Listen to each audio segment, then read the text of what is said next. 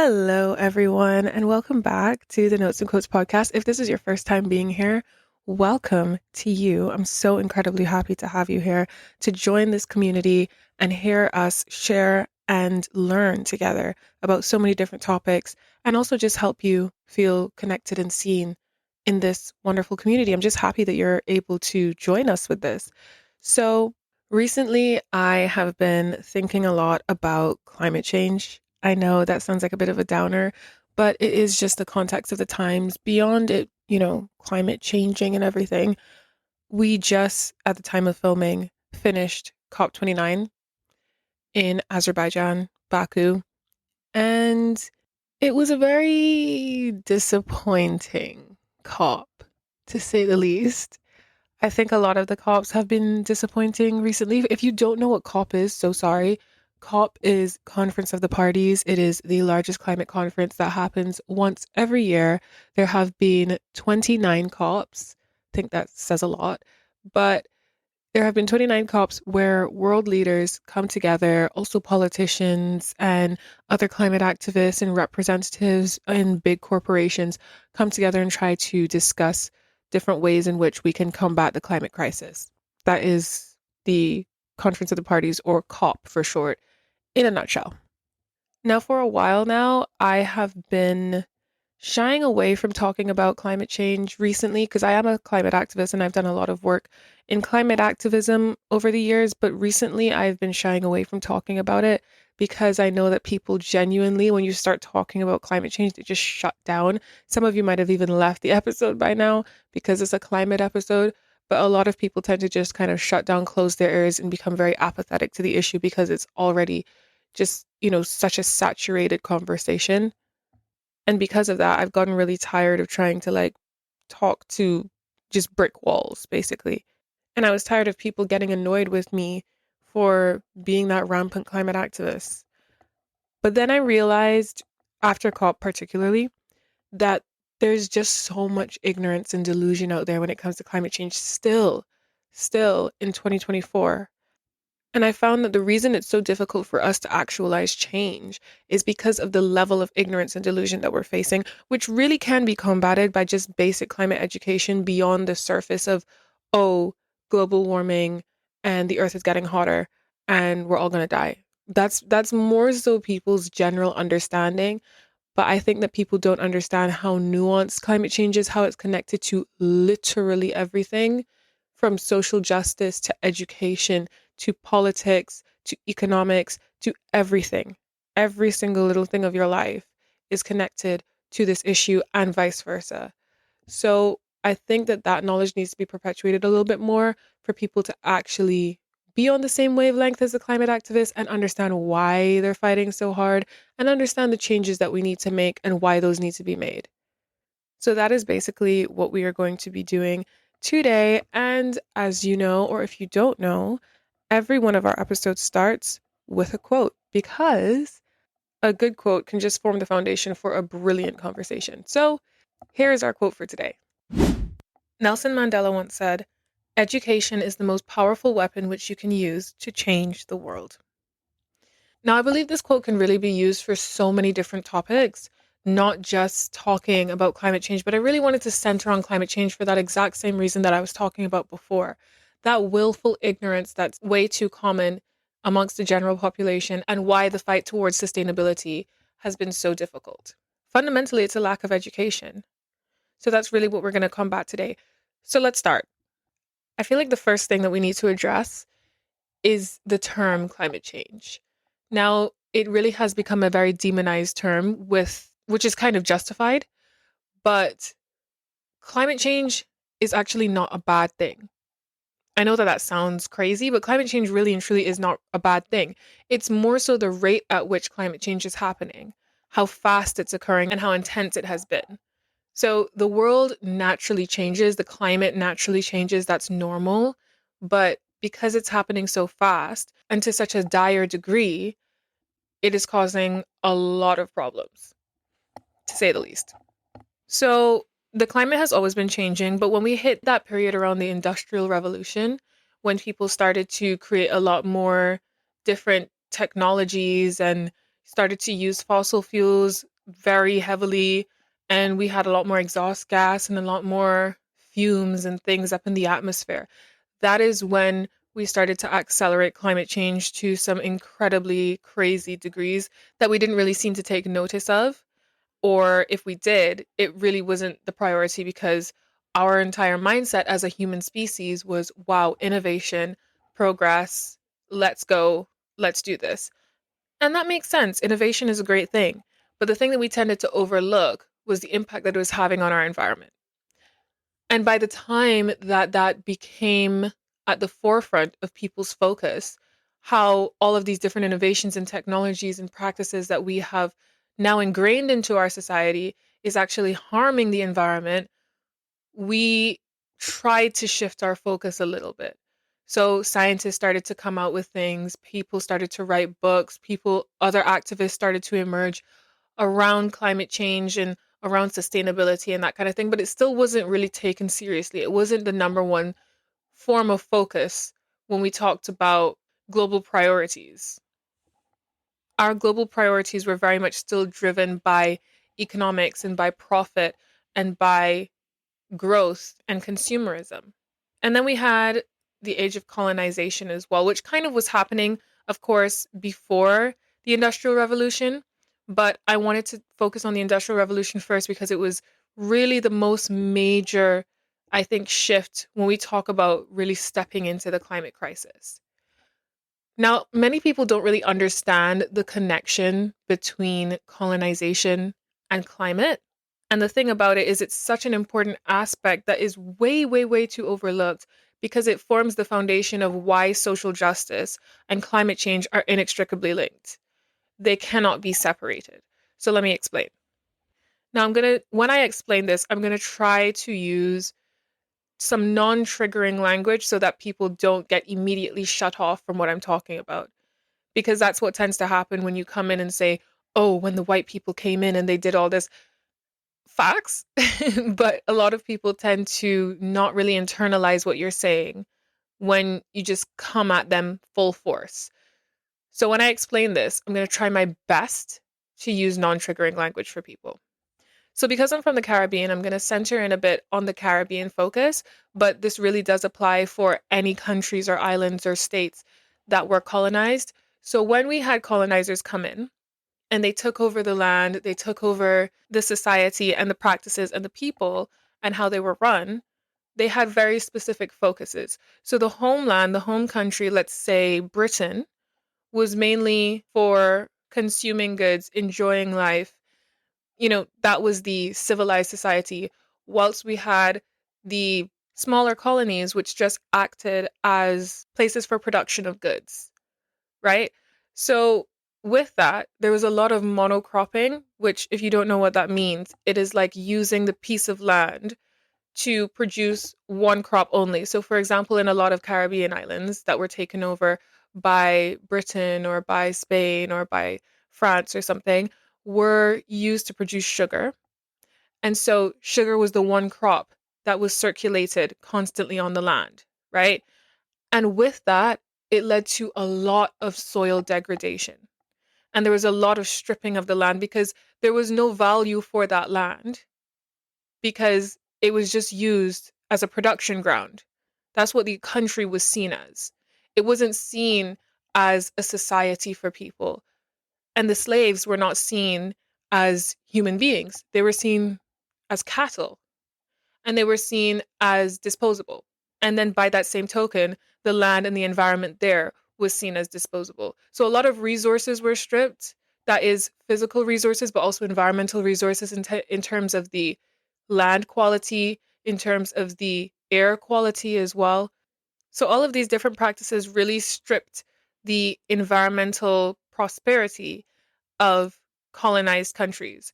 And not to mention, of course, because those colonies were seen as really just production grounds, there was no justification for developing them. So, whilst the homelands, the colonizer countries, were developing and advancing and innovating during the Industrial Revolution and during all different periods of our history, the colonies were so far behind. So, and especially because they didn't have many resources to actually develop, sometimes because of natural deficits, because they're small islands, or because with being colonies, they were stripped of their resources. So now you have an understanding of how far those nations would be behind when we talk about development. But why is this even important when we're talking about climate? So when we talk about development and climate, your level of development for your state dictates your level of resilience for climate disasters. So for example, if God forbid a hurricane or a massive flood or an earthquake or some natural disaster was to hit one of these underdeveloped nations, they have very limited resources, very limited developmental foundation and infrastructure to actually help them be resilient to this natural disaster, to help them overcome it or withstand it. So, for example, if a hurricane were to hit the United States, it's not going to impact the United States in the same way as it would impact, let's say, Jamaica. And that's not to say that the United States wouldn't have bad impacts. Of course it would. But it's not going to be as absolutely devastating as it would be for smaller countries or for countries that used to be colonies. Now, when I bring up this argument, there's a lot of people that come to me and say, okay, well, there are some countries that were colonies that are now very developed, and that is absolutely true. But it fully depends on one, the history of that country, and the resources that they have, how they were colonized, by who they were colonized, whether they are still colonized, right? If they're an independent nation or not, and what resources and access to resources they have. Then it also depends on their size as well, because the bigger they are, probably the more resources that they have, or the smaller that they are, the less resources they have, and also it depends on their location as well, and the makeup of their land. How flat are they? How many rivers and ravines do they have? What is the state of their mangroves? All of these different things make up your level of resilience and your level of adaptability to climate disasters, and what your development also looks like for your nation. So, with all of this history of colonization and these unbalanced international relations of sorts, this is one of the reasons why many climate activists really push for social justice, because you cannot have an uneven environment where you're trying to come out of the ravages of colonization and the unequal states of development, which in many cases are still being perpetuated now because of what we call neo-colonization. And I don't know if I have all the time in the world to get into all of this today, because I do want to get onto the other topics to tell you guys about. But when we talk in a nutshell, when we talk about neo-colonization, it really means just colonization that's being continued today in many different ways that might go unnoticed. So in essence, there are a lot of countries that are still being exploited today, but it's being made to seem like it's okay. So it's really difficult for countries who are being exploited or who were exploited in the past to beat the climate crisis, because we're not all playing at the same level. Many of us are going to be affected in very different ways, and many of us are facing greater threats than others, which is exactly why a lot of the countries who are facing bigger threats, which tend to be countries who were colonized in the past or are currently being exploited and whatnot, tend to be the bigger voices in terms of fighting, because we have a lot more to lose. So now you understand the different dynamics, right? And then there were, of course, other things that helped to degrade the planet, like world wars and nuclear weapons testing and all these different things that would have had a really terrible impact on the planet for obvious reasons. So where are we today? Now we're in a bit of a problematic situation. We are fighting to keep the global average temperature down or under or at 1.5 degrees Celsius. Now, you may have heard the term 1.5 to stay alive.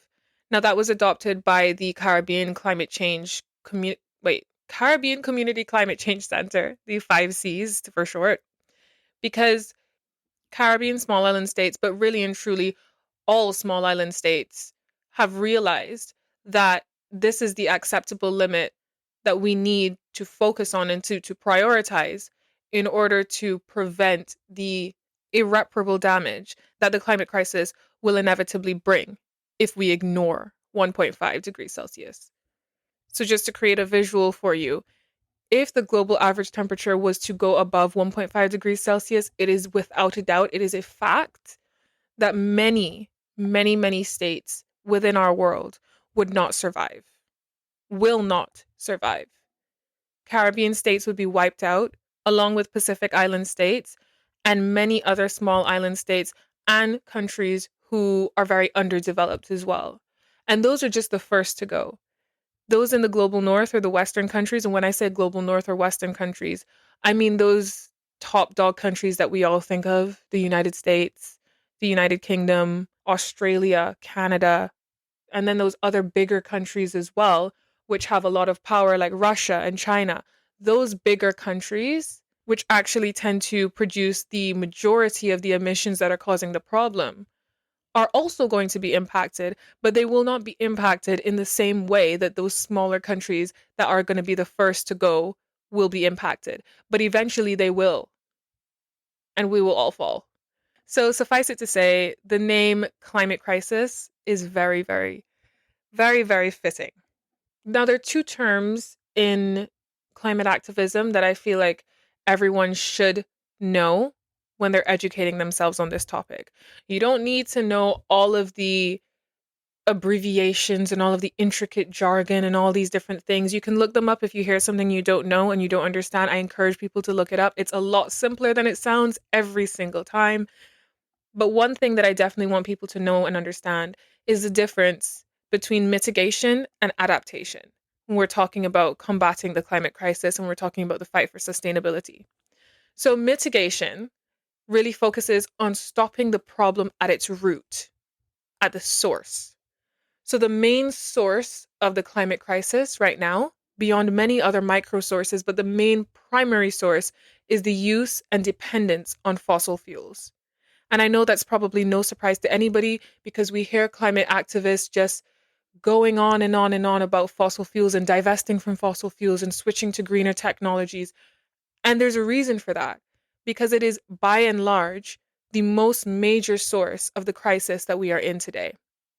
When we continue this over reliance on fossil fuels, we're just increasing our emissions and making all of the other solutions that we're approaching moot because the source is not stopped, right? So mitigation is about stopping the problem at its source. So divesting, which essentially means stopping investments in fossil fuels, is the main mitigation action that needs to take place. Now, of course, this is a big ask because our entire societies have kind of been run on the foundation of fossil fuels. So it's not as realistic for anybody to just flip a switch and stop using them because it's the cars that we drive, it's in our stoves to help us cook things. It helps to make our clothes, it switches our lights on. I mean, it is looped into every single aspect of our society in many ways.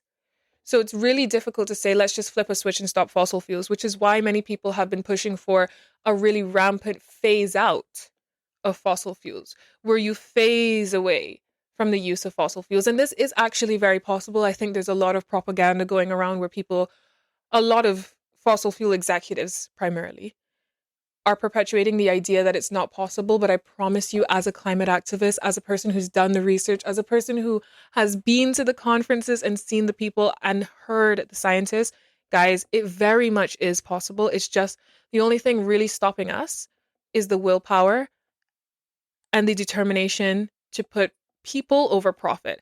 Because what's happening right now is that, of course, it's going to be a very big economic shift, but it's very possible to still have economic gains whilst being sustainable and whilst being green.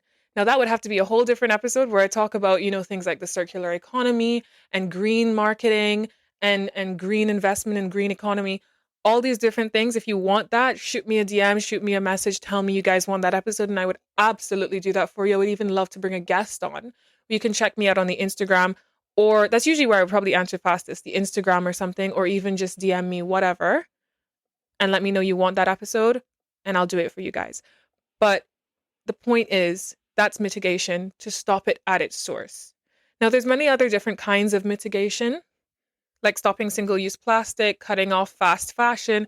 All of these little different things that I'm sure you've heard of, those are aspects or examples of mitigation as well. But then let's talk about adaptation. So adaptation is very different from mitigation, but they go hand in hand. So adaptation is it's in the name, it's adapting to the situation. Now you might think, okay, well, let's just all focus on adaptation. Let's just adapt to climate change. Unfortunately, it's not very possible because climate change, at least where we are with climate change right now, is a bit of a death sentence, right? So there's no way to adapt to a death sentence. But when we talk about adaptation in climate activism, we're really talking about adapting to the situation as it is right now. So, right now, we are sitting in the climate crisis. It's no longer a threat, it's here. When we look at Spain and the mass flooding that they had, when we look at the Caribbean and the natural disasters that flatten and wipe out the islands, when we talk about adaptation, we're talking about building up the resilience of these countries to withstand effects like this. So adaptation will include things like infrastructural development, building up the buildings so that, or changing the infrastructure and the architecture of buildings so that they're able to withstand hurricanes or earthquakes or something like that. We talk about practices like crop diversification to enrich your soils. You talk about maybe manufacturing mangroves or finding ways to preserve the land or preserve the forest and greenery and all these different things so that you can have the natural environment create a level of natural resilience for your nation. That's what adaptation is. It's really about resilience building. But it is kind of like the way I think about adaptation is, let's say you have a pipe that's burst and there's water rushing through that pipe at rapid speed, flooding the area. Adaptation is kind of like getting a wad of tissue and pushing it into the opening of the pipe and creating kind of a stopgap that works for a bit, that slows down the problem, but you really need to mitigate the problem. You need to fix the pipe, you know? So mitigation is really the crucial thing, but adaptation is also just, I wouldn't say equally as important, but extremely important because by the time we figure out mitigation or get consensus on mitigation without incorporating adaptation at the same time, by the time we do that, half of these countries that will be worsely affected by climate change will have been wiped out. And we don't want that. We want to preserve these countries and these societies and communities so that they can continue living. So adaptation is really important when we talk about the countries that are most impacted. Mitigation is really important and crucial when we talk about the countries that are causing the problem. And now I just want to say, when we talk about causing the problem and putting blame on people, it's very important to hold people accountable, which is what young activists or climate activists in general, but primarily young people, are doing on those stages and on social media and all over the place. That's what they're doing, holding people accountable. But every single person has a role to play in this crisis. So, yes, there are people and there are societies and practices within these smaller countries and the countries that are being impacted worsely that are perpetuating the problem as well. But you have to be very careful when you're putting blame on the people who are victims. And it's not about having a victim mentality. Okay. Because that's the number one thing that I think people come at when they come to criticize climate movements. It's all about having a victim mentality. It's really not. It's about stating the facts and trying to preserve your community considering the circumstances of the situation. This is why it's so important to hold countries and leaders who are perpetuating the problem, like those in the global north and the big Western countries, because they are causing the problem to such an incredible degree. Everyone on the globe is causing the problem, but it's disproportionate. It's not at the same levels. So the countries in the global north are causing, this is not an accurate statistic, but it's just a rough estimate so that you can understand the degree of the problem. You can go look up the real statistics if you want to. But the countries in the global north and the Western countries are causing, let's say, 80% of the problem. And the other 20% is caused by the other countries in the world and those people who just don't practice sustainability in their lives. That's absolutely true. And we're supposed to hold everyone accountable. But you cannot then go and look at the countries who are being impacted the worst and say, oh, you're asking for help, but look at what you're doing. And you're not doing everything perfect. Because in many circumstances, with the way that our international community is set up, many of those countries, and the histories that we talked about as well, many of those countries that are being impacted very badly are continuing to practice unsustainable practices. It's a lot of practice, are continuing unsustainable practices because they don't have the resources to enforce green technologies. They don't have the finances for that. So they're asking for funding for that so that they can enforce adaptability. They don't have the funding and resources to just ship in all electric cars or to, I don't know, just stop shipping in all their food. It's a small country, many times, it's a small country, an underdeveloped country that doesn't have the ability to not ship things in. And shipping does have a very bad impact on the environment. But what we're asking now is to change our practices so that shipping maybe is more sustainable. Or maybe stop exploiting the countries so that they can actually build up their resilience and resources so that they have to ship less. So you see the cycle that we're talking about. This is just a snippet of the intersectionality, or if you don't know what the word intersectionality means, because I know there's so many big words when we talk about these things, it's so unnecessary. But when we talk about how all of these things are interconnected, so climate change with social justice, climate change with transportation, climate change with economy, climate change with politics, climate change with age and with gender. There's so many different ways in which it's interconnected to the point where we could literally do an entire series on just climate change and its interconnections. But this is just supposed to be a precursor for you guys so you understand why climate activists are doing what they do, why they make the statements that they make, and why they're trying to seem like they're coming for other people or coming for only countries in the global north, only like the US and the UK and all these people. It's not just like targeting for targeting's sake. There's a reason why all of this is happening. And I think that this education is incredibly important when we talk about collective action, because collective action means everybody has a role to play. And I want to just give a snippet of what that role might be for you. Now, climate change can very much seem like a big insurmountable issue, and it causes a lot of anxiety for people. And sometimes the issue seems so big that people just start to shut down and become apathetic and like they don't care, kind of, because they think that there's not much that they can do. A completely fair and logical feeling. But what I'm here to do is to tell you that that's not true. There are things that you can do. First off, changing your practices in your own life. I know you've heard this a million times, but you've heard it a million times because it's the truth. You can change the practices in your own life. Find different ways in which it's feasible for you to be sustainable. So sometimes it might not be feasible for you to just get rid of your car because you might not live in a walkable society. Absolutely fine. There are other ways in which you can be sustainable.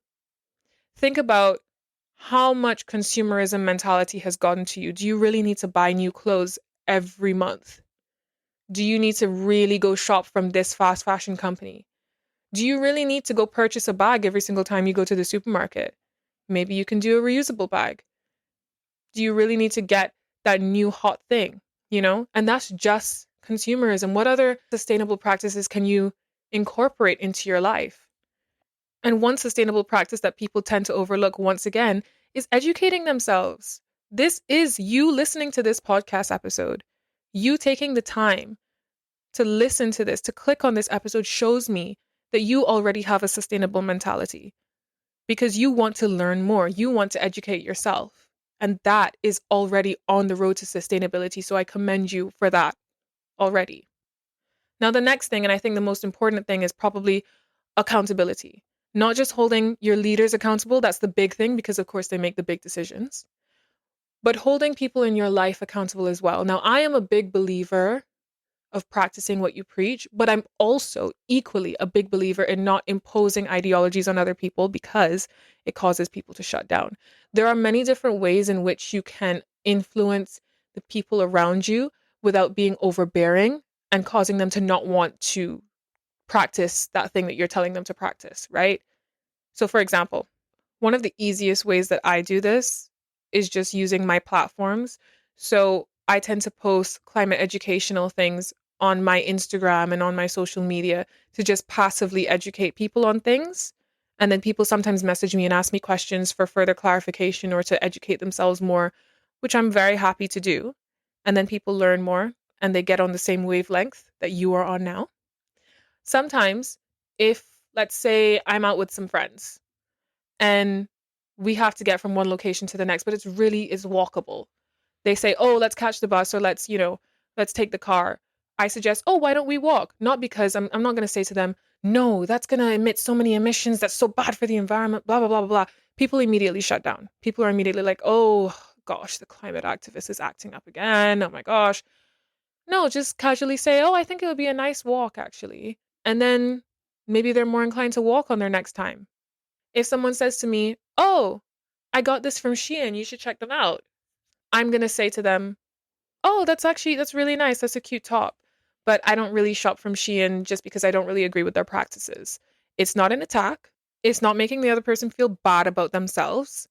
It's just stating, "Hey, this is why I don't do this, but I'm not going to tell you what you can do." And it's kind of a way of passively influencing people. And I think that that in many ways is a lot more effective than forcing ideas on people. Now, there may be many people that disagree with me on that, especially maybe other people in this space, in the activism space, because I know the urgency of the issue. But I think that there are ways to impact people and have them act faster if you do it in a gentler way than forcing people to do something. Because just psychologically, when you're forced to do something, you're way more averse and less likely to do it. So it's just a technique that I encourage you to try.